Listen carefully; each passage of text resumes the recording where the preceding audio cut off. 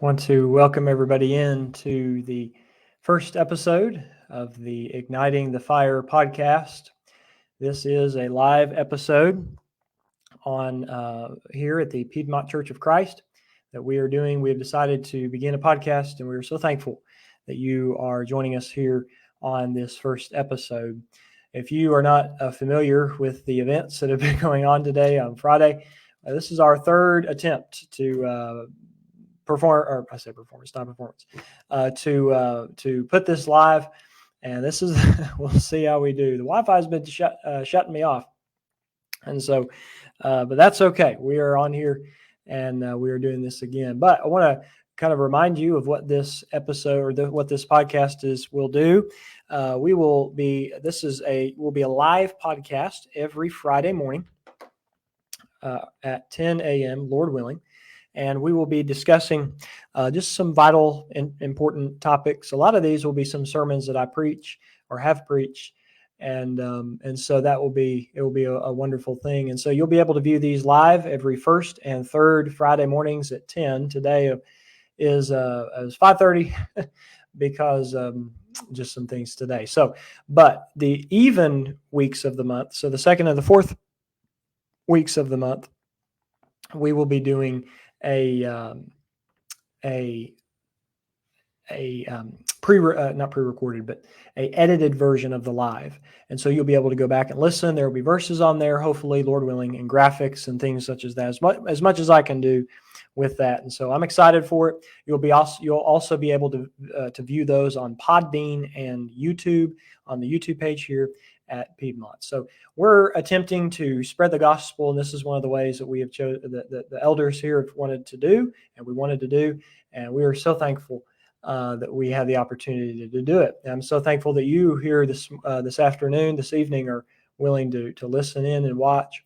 Again, you'll be able to watch this, Lord willing, next week, where it will be not pre-recorded, edited, and kind of looking a little more professional, but we want to do a live just for anyone to give comments and questions and things like that.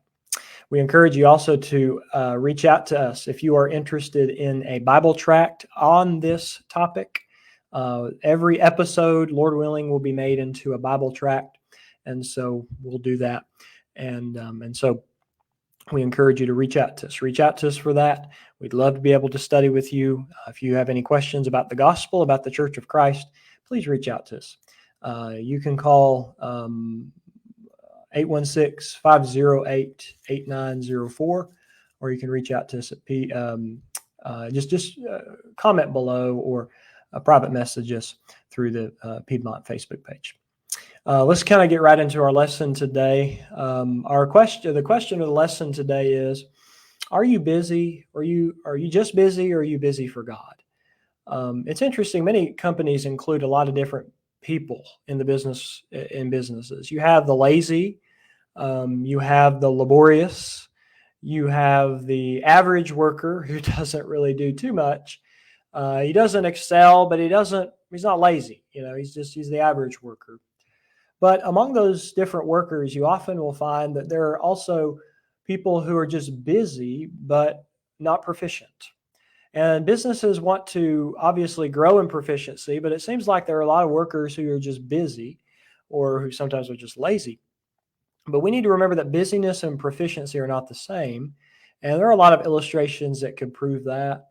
I mean, I could be busy doing something that's not my job, or I could be busy doing something that's not beneficial or not really important. I'm not really being proficient, although I'm being busy. I'm not being busy in some things. For instance, businesses may think, well, the employee that sends the most emails, he must be busy. Well, what if those emails are sent to his family instead of work, related people?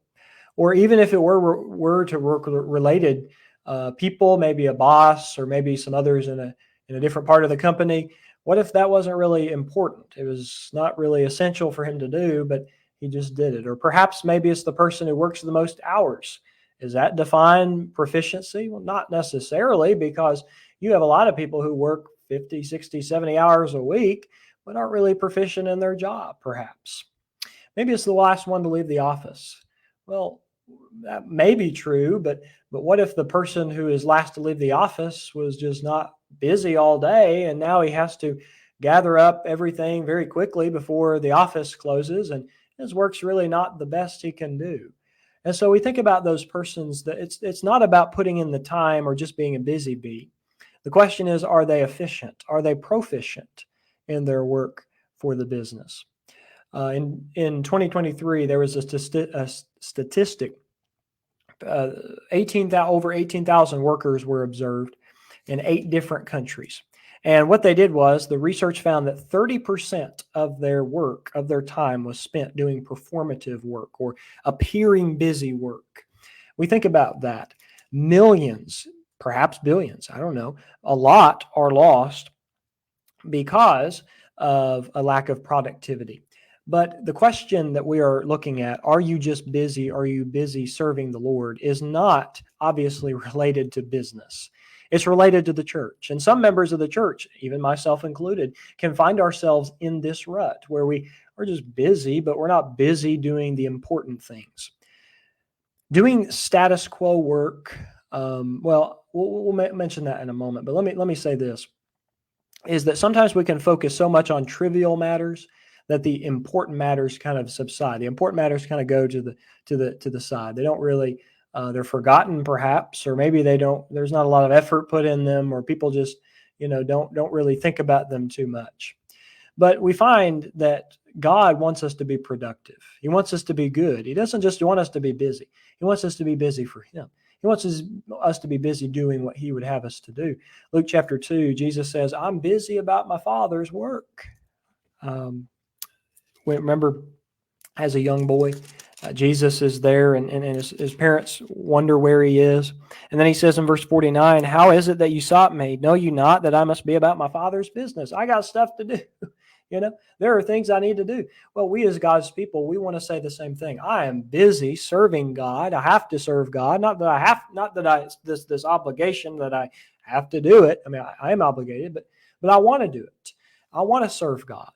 And so the question at hand to this tonight is actually going to help those who want to serve God. If you have a hard heart toward God and you don't care about God, you don't want to serve God, then this lesson is really might not prick you, because you are so hard-headed you don't care about working for God. But hopefully you don't have that heart tonight.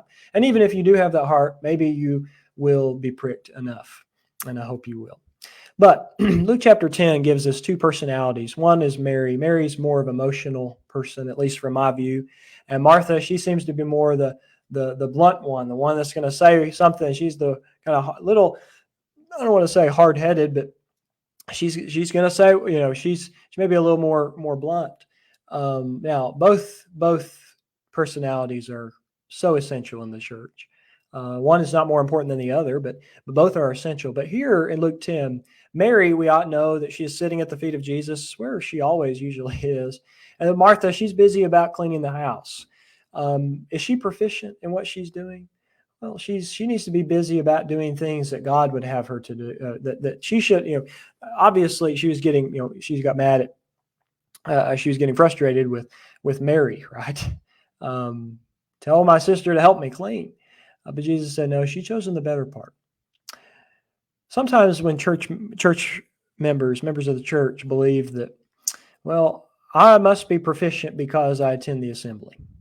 I mean, the deacon, he checked my name on the attendance roll, so that means that I'm busy or I'm proficient. Maybe a congregation thinks, well, we hired the preacher, so we kind of can wash our hands of evangelism and visiting, and he can go do that. When they forget, that's a role of every Christian. Maybe preachers think that, well, the only thing I have to do is preach a sermon twice, and then once the year's up, I could just go through those again, and I'll be good. I don't have to talk to anybody. I could just preach. Well, he needs to remember he's got other things, responsibilities to do. And so instead of just playing church, which is a dangerous thing to do, we want to do, as Romans 12:11 says, we want to be fervent. We want to be busy serving the Lord. We want to put our whole effort into everything we do. Ecclesiastes 9 and verse 10, whatever your hands find to do it with all your might. Colossians 3:23 is a New Testament example, or a New Testament thought that says, whatever you do all. Verse 17, whatever you do all, word or deed, do all in the name of the Lord Jesus. Verse 23, whatsoever you do it as unto the Lord. Do it for God. Do it with your soul. And so if I want to be a proficient worker, if I want to be not just busy, but I want to be busy for God, then I'm going to make sure that my hands and my feet and my heart and my mind are going. And it's my whole effort. Matthew 25 and verse 26. We look at this passage and we see that the man with one talent did nothing with it. He buried it. And Jesus condemned him for that laziness. Laziness is sinful. We need to remember that. So as workers in the kingdom of God, we want to make sure that we're giving God our absolute best. I don't want to side change God. I don't want to shortchange God. God didn't shortchange me. He didn't give me an angel. He gave me his son. He gave me not the book of Mormon. He gave me the word of God. He gave me his own word. He gave me everything he had. The least I can do, Romans 12:1, is to give him my everything. And so we need to remember that. Sometimes we can let busyness become a synonym for laziness, but I want to be careful that I don't allow that to happen. I want to redeem the time. I want to make good use of my days. I want to increase my work ethic for God. And so let's notice some things. Now, the main points they come from in the preparation of this study. I prepared this sermon months ago, but I read some Forbes articles on business. This was for the sermon, not for. I would never do that. I'm going to just sit there and read an article for business just because I want to. No, that would not be fun for me. So I read, I think there were two, if I remember correctly, two kind of main articles that I read on being proficient and the difference from proficiency and busyness. And when we think about that, the Forbes kind of gave some interesting thoughts and interesting suggestions and some things you can do. And I thought, well, that'd be a really good study to go through and see what using those points. So let's do that. Let's take a couple of these points. We'll take 5 of them, very simple, and we'll go through and see how we can be better for God and not just busy, but busy for him and being proficient. So number 1 is this. Number 1 is act on the important. Don't overreact to the urgent. Act on the important. Don't overreact to the urgent. It's more important to catch the murderer than it is the speeder. I mean, if you had to choose, who would you choose? You're probably going to catch the murderer because his actions are going to harm more people than the speeder, probably. It's of more value to talk to the doctor than it is to the janitor about medicine. It's better to do things today, get them done today, than start on tomorrow's tasks today. And you can't finish tomorrow's tasks today because tomorrow's not yet come. And then once you can't do that, then you forget that you had today's task to do. You forget to do that, and you're even more behind. Act on the important. Now, Martha, it would have been wrong for her to neglect the housework. We don't want to neglect any work for God, but we do want to remember that there is more important things to do. It's more important for the preacher to prepare the lesson on Sunday morning than it is to clean his office. It's more important for the congregation to be involved in evangelism than it is for a game night. It's better there are other things to do, or there are more important things to do. And we need to remember to act on the important. There are urgent things to do, but we would do well to act on the most important things, not to overreact to the things that are urgent. Anxiety in the heart can cause it to stoop, Proverbs 12:25. And so what can I do to kind of help me in that? Well, number 1, maybe I use a written and observable outline. I'll put on the edited episode next week, I'll put this table there. It's called Covey's Time Management Grid, and it's a good grid to help with that. And I've kind of, I need to use that. I haven't, but it's interesting. It's an interesting thought. You have urgent, not urgent, and then you have important and not important.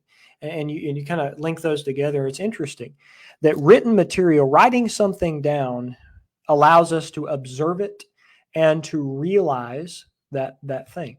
Placing certain responsibilities we have and putting them in writing will help us get it done. It will help us see what we should do, but also tell us what we don't really need to do, what's really not important, or that, well, maybe we can do that later. It will also help us not stress over responsibilities because I have it written down. I have it in a schedule, and I want to be organized. It's interesting. God is organized. 1 Corinthians 14 in verse 34, verse 40. God is organized. And so we want to be like him and be organized. We don't want to be unprepared. If you look at Proverbs 24 and verse 27, the Proverbs writer notes this. He says this. He says, prepare thy work without, and make it fit for thyself in the field, and afterwards build thine house. We need to count the cost, Luke 14 and verse 28. So we need to be prepared. Nobody builds a house without first having a blueprint. No preacher should preach without study. And so if we're not prepared, then we're not going to be as proficient for God. And so what can we do to be better prepared? Maybe we write down a list of the things we want to do for the month, or maybe we organize a calendar of events that we want to do for the rest of the year, that maybe we are going to be the hosts for a game night, or maybe we're going to host a youth devo, or maybe we're going to be the ones to provide dinner for the elders. Whatever it is, we're going to organize it. We're going to plan it out. Maybe we're going to get together with a couple of people. We're going to plan out this, or elderships. Maybe they say, all right, we're going to sit down this in the month of December. We're going to plan out the whole year, evangelism, Bible classes, and things like that. We don't just want to jump into it. We want to be busy for God. We want to be on fire for God, and we want to be prepared. But the person who's not prepared is not going to go anywhere. What is it often said? He who fails to plan, Winston Churchill said, he's planning to fail. Don't think that you can rush into something without preparation. Anxiety will subside if we are better prepared for God, if we are better prepared for the things that are given. And if we want to not just be busy, but busy for God, then we will be prepared. We ought to focus on the things we can handle now, not be pulled in by things that don't matter as much. And so the first thing I can do is I act on the important. What is really important here? The main thing the church can do, and the most important thing the church needs to do, is evangelism. Other responsibilities would be benevolence and edification and things of that nature. But I need to remember evangelism is the goal. What am I doing to seek and save that which is lost? Yeah, there are urgent things. I do need to clean the building. That's a thing I need to do. I do need to prepare a meal, or I do need to make sure we have fellowship meal. That's great. Those are wonderful, but we can't put away the important. And that goes not just for congregations, but also for individuals too. Individuals need to remember that they are servants for God. Ecclesiastes 12:13. The reason why we're here is to fear God and keep his commandments. This is the whole of man. This is man's all. And so if I want to be busy for God and do the things that God would have me to do, then I am going to act on the important and put away the urgent. Not necessarily put away the urgent, but I'm not going to overreact to it and get so scared that I can't do anything. Matthew 6:34. Remember, tomorrow has its own worries. All right, let's talk about number 2. Number 2 is go for extraordinary work. Don't settle for the ordinary. It's interesting that sometimes Christians they like the status quo. We like the normal. Status quo work and punching a time clock, that type of work is not for God's people. Charles Mims said that a religion that does nothing, that gives nothing, that costs nothing, that suffers nothing, is worth nothing.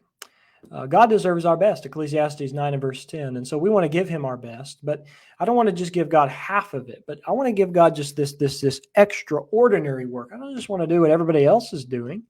I just don't want to be like the average Joe. I want to be better than that. I want to be on fire. I want to see what things I can do. It's not necessarily that we have to come up with something new, or we're going to sidestep the doctrine of Jesus, the doctrine of Christ, the gospel. We will never do that. We should never do that. But we're going to put in our whole effort. We're going to put in our extraordinary work. What can I do to make it better?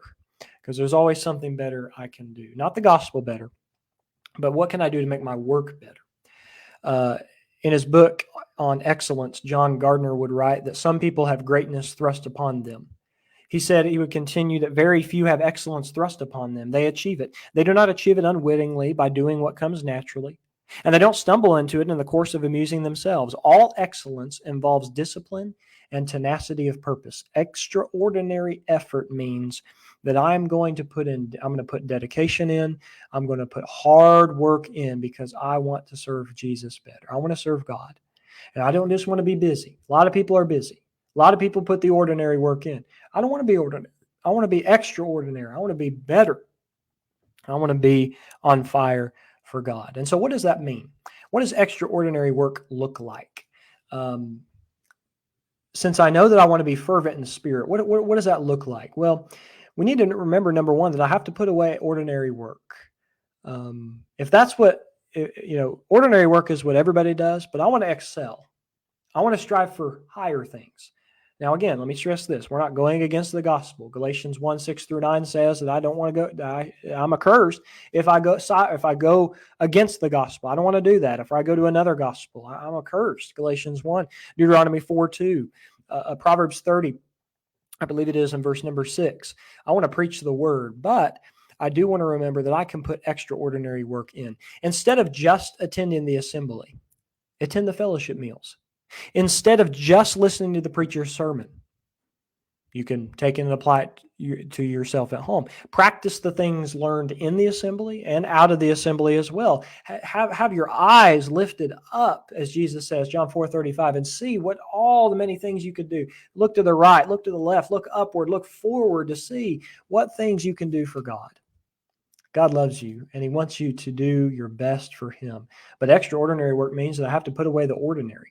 But it also means something else. It means that, and sometimes we can get discouraged because extraordinary work sometimes it looks different between people. And so we might look at someone and say, well, I must not be doing my best job because my work doesn't look like his. Or someone may say, well, he's not doing really good because his work doesn't look like mine. But that's not Christianity. Extraordinary effort doesn't have it's not based on the same baseline results. In doctrine it is. We follow the doctrine of Christ, but people have different talents. People have different, ways about doing things. Someone can be successful in this area and someone can be successful in this area, and it's different work, but they're still all successful. I don't find that the 5-talent man was more held in a higher reverence by God, and God loved him more than the 2-talent man. You might have a person who will baptize 150 people, and then you might have someone who baptizes only 15, but then you realize that the man who baptized 15 people had 100 people in the city, whereas the man who baptized 150 people had 8 million people in the city. Who's better? Well, they're both the same. They've both done the work of God. They're both putting, hopefully, extraordinary work in. And so God's scale is much different than man's, right? God's scale is different. God's satisfied when we do our best. Mark chapter 14, Jesus would tell Mary on that occasion, she hath done what she could. Those present were saying, we could have sold that for something else. That could have been used for something else. And Jesus says, let her alone. Let her alone. She hath wrought a good work. Extraordinary work looks different for other people. So that's what we need to do. So are we just busy, or are we busy for God? If I want to be busy for God, I'm going to put in extraordinary work. But let me say this before we move on to the third thought, is that it demands that we perfect what we can do. Focusing on the things that we are not good at can sometimes discourage us from the things we can do. Man, I'm really bad at that, or really, I just can't do this. Well, don't focus necessarily on things you can't do. I mean, do, in a sense, want to try those things and be better at those things, but don't be so discouraged of things you can't do. Look at the things you can do and see what you can do for God. See what work you can do for God and strive to perfect that. I don't want to be like Korah and forget the talents that God has blessed me with. Serving God is about using those talents and furthering the kingdom. Matthew 25:14-30 with the parable of the 10 talents. Remember, God doesn't expect me to do what I can't do, but he does expect me to seek or to strive for perfection in the things that I can do. He wants me to excel in the things that I can do. For instance, if I'm a good song leader, I'm going to be a better song leader. If I'm a good preacher, I'm going to make sure that I'm one of the best preachers, not for pride at all, and not to just seek to be the best one in the brotherhood just because. No, I'm doing this for Jesus. I'm doing this for God. I want to see what work I can do for God. God's service demands my best. And if I want to be just busy, then I'm going to put in ordinary work. But if I want to be busy for God, busy for the Lord, Romans 12:11, then I'm going to do my best. There was a Harvard professor that was grading papers, and he handed them back the next day. And at the bottom of one of them was written, "Is this the best you can do?" And so the student thought, no. So he redid the paper and he turned it in again. But the same thing happened. And so he redid the paper again. This happened 10 times. 10 times this happened. Until finally the student says, yes, this is the best I can do, to which the Harvard professor responded with, all right, fine, I'll read it. God is not going to applaud. He's not going to accept appreciate our effort unless it is our best. And so if I want to be busy for God, then I'm going to serve him with all my heart. All right, let's go to number 3. Number 3 is I need to let go of perfection. Sometimes perfectionism gets in the way of servants of God. It can get in the way so much that sometimes men and women lose their souls because they feel so discouraged that they can't meet a standard that God never required, but they themselves have. Edwin Bliss noted that the pursuit of excellence is gratifying and healthy. The pursuit of perfection is frustrating, neurotic, and a terrible waste of time. You think about perfectionism. It distracts servants from the true task. It creates impossible responsibilities. It prolongs activities. It harms our work results. And sometimes perfectionists sometimes there are, but sometimes they're not productive, right? Because they do something over and over until it's perfect. But guess what? It's never perfect because there's always something better to do. And when we think about our work for God, if we are perfectionists, we need to let go of that. And we have to let go of that. We have to remember that the Bible understands human frailty. Now, it doesn't allow for sinfulness at all, but it does understand that it will make mistakes. And it's not about my mistakes that define me. It's not the single mistake, or even if I commit the mistake 2 or 3 times, it's not that defines me. It's what I do after the mistake. If I'm just committing the same mistake over and over and over again, not learning from it, not changing it, not doing anything to change it, then I'm a man who's no better than a sinner. But I want to make sure that I let go of perfectionism. Someone noted that some people are so afraid of making a mistake that they simply do nothing. And I don't want to be that for God. My work may be hindered if I hold myself to a high standard that God never holds me to. I don't want to condemn myself for something that God didn't condemn me for. But on the other hand, I also don't want to liberate myself from something that God doesn't liberate. Servants of God know the difference between excellence and perfectionism. I think it's interesting. In the 1990s, there was a study or research done examining there were some cognitive problems with perfectionism, and there were 6 areas that they found that they showed. And I wanted to give these. We're going to kind of use these as some of the thoughts here for this point, but each of these needs to be curbed.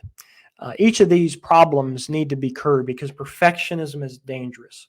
In the secular world, it's dangerous. In a business, it's dangerous.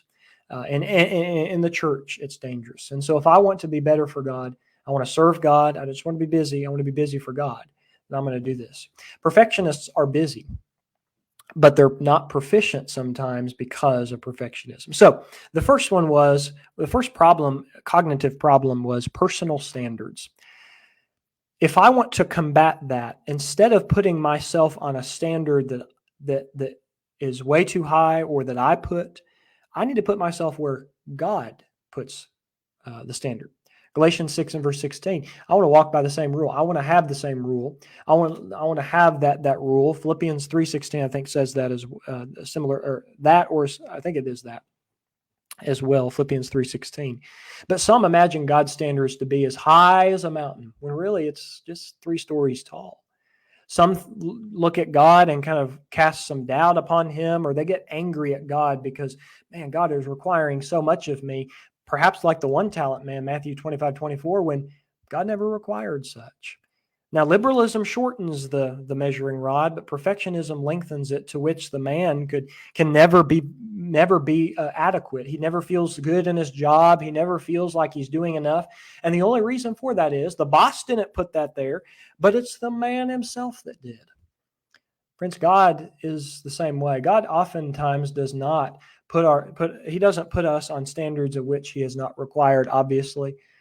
And we need to stop doing that as well, putting ourselves on standards that are not good. Perfectionism destroys our work because we require too much of ourselves. We are requiring something of which we cannot do. And so the first one is, don't put yourself on a personal standard. Number 2, don't dwell on mistakes. The problem in this study, they showed that there was a concern over mistakes. Now, we ought not to allow, or I should say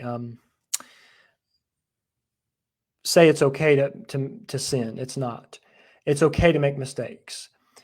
It's okay to make mistakes, and what we mean by that is you're gonna make mistakes, but don't accept it as something. Well, I'll just keep on doing it, or oh, it's okay to sin. It's never okay to sin. Not one time. It's never okay to make a mistake of sin.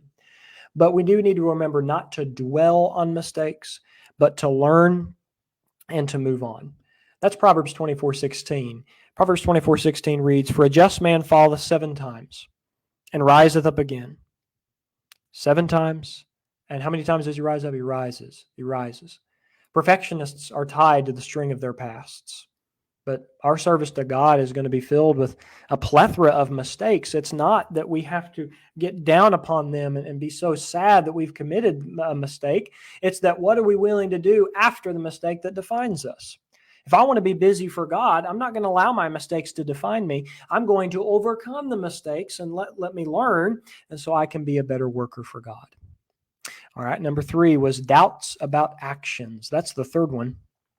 And this is a thought where people just doubt everything. Well, that's not good enough. Well, did I do that right? Or is this good? And in order to curb this, number 3 is we need to practice acceptance. There's something in psychology and counseling called acceptance commitment therapy. And it's a type of therapy where the client will begin to accept things. He might have a thought, so he just allows it to go. He just accepts the present moment. Now, in this, we are not accepting sin in any case whatsoever, but we're accepting the truth. Perfectionists sometimes heighten truth or have a skewed view of truth. But Jesus says, I can know the truth. John 8, verse 32, you shall know the truth, and the truth shall make you free, or set you free, as some versions will say. But doubt, this doubt is a constant thorn in the flesh of perfectionists. It creates false realities. It dims a future. And some Christians may think, well, did I do this right? Or did I do this right? Or am I really busy for God? I mean, I'm doing a lot for him. You know, they create these worries and these anxieties. I'm not worthy enough. My choice, was it really right? They may worry about things they can't control, but we have to accept what we know and cast aside all those things of which we are uncertain. Matthew 6 and verse 25 through 34. Don't worry. Don't take any thought about things that are physical. Seek God. Seek first the kingdom of God and his righteousness, and all these things shall be added unto you. And so if I want to overcome this perfectionistic mindset, I'm going to practice acceptance. I'm going to remember that, yes, I'm not perfect. And yes, I make mistakes, but I'm going to serve God. I'm going to put my all into God. I'm not going to let this perfectionistic mindset get in the way. I'm going to accept and know what is true. And perhaps maybe you write it down on a piece of paper and say, okay, no, I know this is true. I am a good worker for God. I'm not perfect. I know that. When I fall, I repent and confess and pray. And then I get back up. I try again. All right, number 4. The fourth kind of problem with this was parental expectations. And we're going to kind of lengthen this to everybody, but sometimes children can heighten this expectation that I always have to please my parents. It's always about pleasing my parents. Now, children ought to want to please their parents. That's a natural and normal thing, and there should be some fear there. Proverbs talks about the spare the rod, spoil the child. However, there is a extreme to that, where the child always is seeking to please parents, even if they have to sacrifice spiritual things. That should never be. But we want to overcome that by not thinking about peers or people or parental expectations. Christian service is not necessarily, I mean, you want to please others and you want to help others. We're not saying that. But it's about pleasing God. If the only thing on your epitaph reads, he pleased God or she pleased God, you have the most wonderful epitaph, as Enoch did in Hebrews 11:5. But servants know that they have to please their master, singular. They're not commanded, and they are never expected to please that master and this one and this one and this one. If that were the case, they might have contradictory commandments. They'd be so anxious they wouldn't even know what to do. But we need to overcome peer and parental expectations. It is better to ask, what would Jesus think, then what would others think? And so that's number 4. But number 5 is parental criticism. Now, some children may fear that they're going to be criticized by parents, not just parents. Maybe it's grandparents, maybe it's friends, maybe it's peers, whatever it might be. Perfectionists sometimes are so worried about criticism. Now, how do we overcome this? Well, we overcome this by welcoming criticism, but not being drowned by it. Someone noted that don't let compliments get to your head, and don't let their criticism get to your heart. Now, I want to go to Ecclesiastes 7 in verse number 5. It says, "It is better to hear the rebuke of the wise than for a man to hear the song of fools." Perfectionists often will exaggerate criticism, which causes an unhealthy examination of their hearts. I'm not good enough. I'm terrible. I'm worthless. Look at the evidence. If your evidence suggests that, then change it. But if the evidence doesn't suggest it, don't listen to the feeling. Feelings come and go. I want to fight fear and anxiety with fact. Now, welcome criticism. Look at the criticism, observe the criticism, and change it so you can be better in your work for God. But I don't want to allow this perfectionistic mindset to overtake me, where I'm always concerned about criticism, always concerned about what other people think. And be honest with you, that's something that I need to work on personally. If we're confessing faults one to another, that's something that I need to work on, something that I need to look at and be better at. But we need to examine the critics' assertions and fix any problem in our service to God.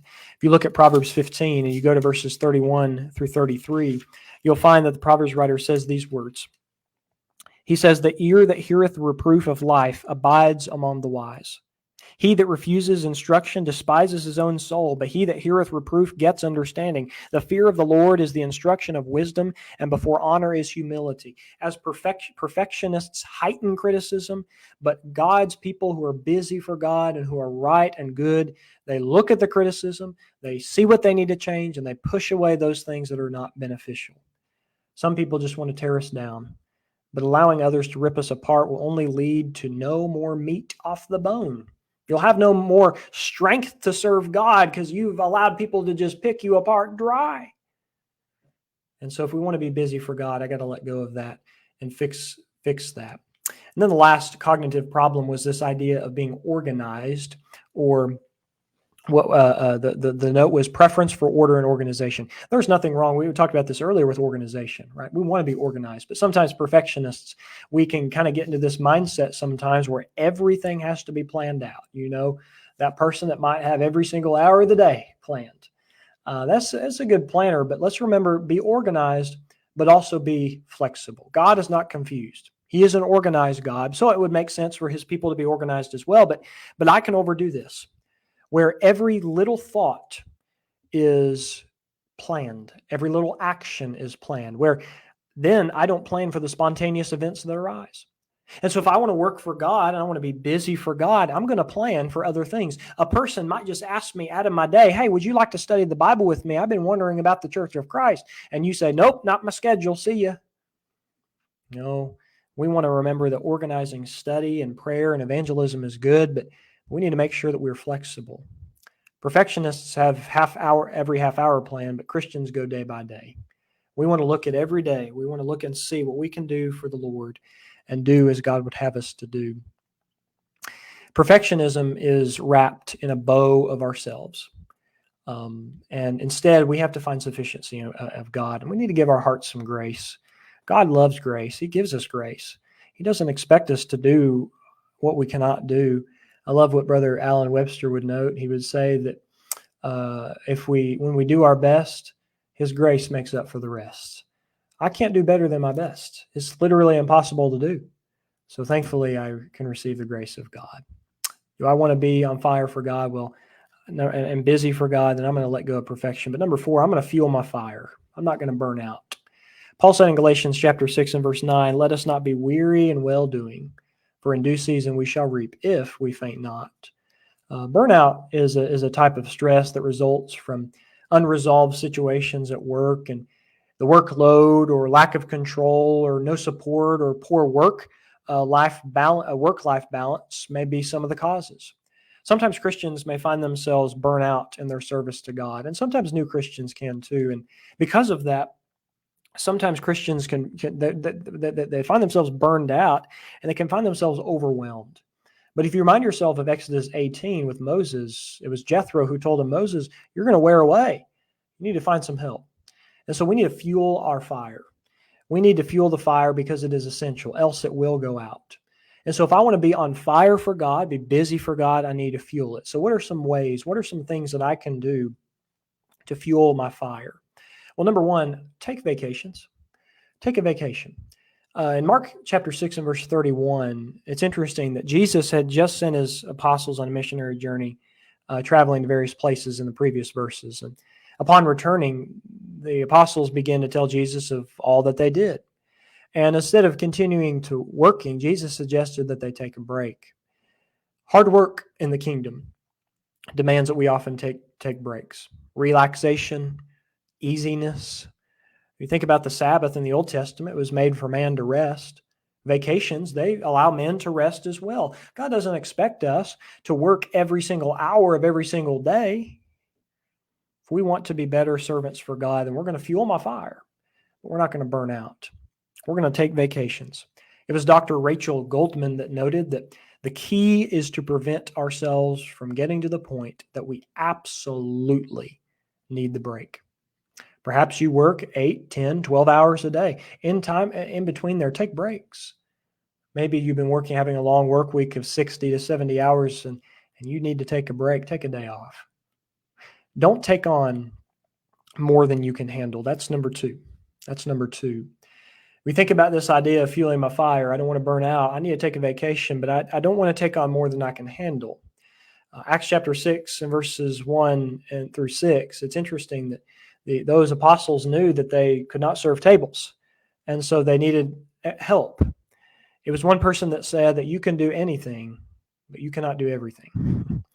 When we take on more than what we can chew, whether it be what the day requires or the work week requires, we're going to become burnt out. One part of the body was never meant to do all the work. Each member is to do their part so the body may function. Ephesians 4 and verse number 16. And so if I want to be a person who is busy for God, then I'm going to remember not to take on everything. But then I find number 3 is I need to do good. After Paul's admonition to not lose heart in Galatians 6 and verse 9, he admonishes these Christians to go about doing good. Galatians 6:10, therefore, as we have opportunity to do good, let's do good unto all men, especially those who are the household of faith. Doing good is the fan to the flame of service.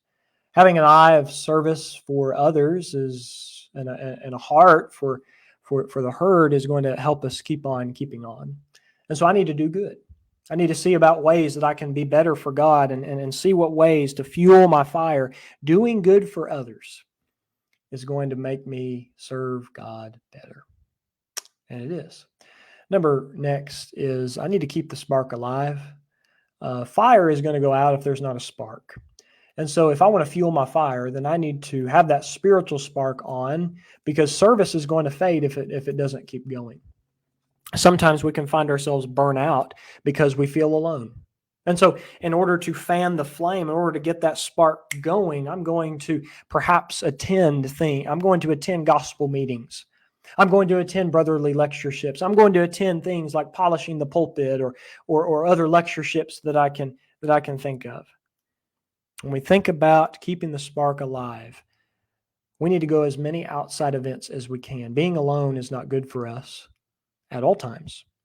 We need to be encouraged and be prompted by others to serve God. Friends, I need to fuel my fire. I want to be busy for God, and so that's what I need to do. Fire only goes out when we allow it to. I don't have to allow it to. If we keep feeding the fire, we're not going to burn out. We want to be fervent in spirit. The word there means to boil with heat, Thayer says. Vincent says to bubble. Are you bubbling for God? All right, number 5, and we'll close for this podcast, but number 5 is remove distractions. There was a survey done that each year $468 billion are lost because of distractions. Technology or friends or family or or entertainment often are the reasons for distractions in many places. Martha was distracted by unimportant things. She was busy, but Mary had something else on her mind. Sometimes we can find ourselves so distracted by the physical, the temporal, the fleshly, that unimportant things fill our minds, whereas the important things kind of fade into existence. When we are distracted, it often takes a while to get back to focus, many minutes, in fact. And so distraction disrupts dedication. And so we need to remember to remove the distractions. Sin pulls us away from service. And so eat like a fish that is enticed to different bait. If I want to be a servant for God, if I want to be on fire for God, then if I want to be a busy steward of God, then I'm going to remove the distractions that are going to take me away from that. James 1:14, every man is tempted when he is drawn away of his own lust. Friends, if something is keeping you from doing God's will, take it away. Matthew 5:28 through 29, or 29 through 30. Cut off your arm, cut off your hand, or take out your eye if it's causing you to sin, if it's causing you to not be on fire for God, if it's causing you to not be busy for God. Ask questions like, why am I not doing this right? Or what's the reason I feel this way? Paul said in 1 Corinthians 9:27, I have to buffet my body. I got to bring it into subjection, because if I don't, my work's going to be worthless. The sad thing is, many people don't recognize the things that are harming their spiritual work. And because of that, they're not avid workers for God. I need to recognize the distractions, but I have to remove them. In Hebrews 12 and verse 1, wherefore we are compassed about with so great a cloud of witnesses. Let us lay aside the weight and the sin which doth so easily beset us. Both sinful things, non-sinful things can inflict our spiritual labor. Christians are the proverbial runners. And so I need to have the less baggage, and the less baggage, the harder and the better I can run. Sinful practices should be repented from, and worldly distractions should be curbed. Now, interesting, the word for let us lay aside means to take off like a garment. Put it in the trash, give it to the trash guy, and let it go. This is often easier said than done, because it takes sacrifice and things such as that, and it takes commitment for God. But if I want to be a on fire for God and be an avid worker for God, then I am going to let those things go. Sin is never good. Sin always in any form, in any fashion, no matter how big we think it is, no matter how small we think it will harm our work for God. I need to remember the goal. In Proverbs chapter 4, verses 26 and 27, the Proverbs writer says these words, ponder the path of thy feet, and let all thy ways be established. Turn not to the right hand. Don't go to the left. Remove thy foot from evil. Fixed eyes do not turn right. They don't turn left. They look up. If we have our eyes set on Jesus, Hebrews 12 and verse 2, and if we have our eyes set on heaven, Colossians 3:2, then we're going to work harder for God. As the paycheck prompts labor, so should heaven prompt our heavenly labor. Salvation of souls, spiritual maturation, serving others must be increased, because we are workers for God. So the question that we want to leave you today is, are you just busy, or are you busy for God?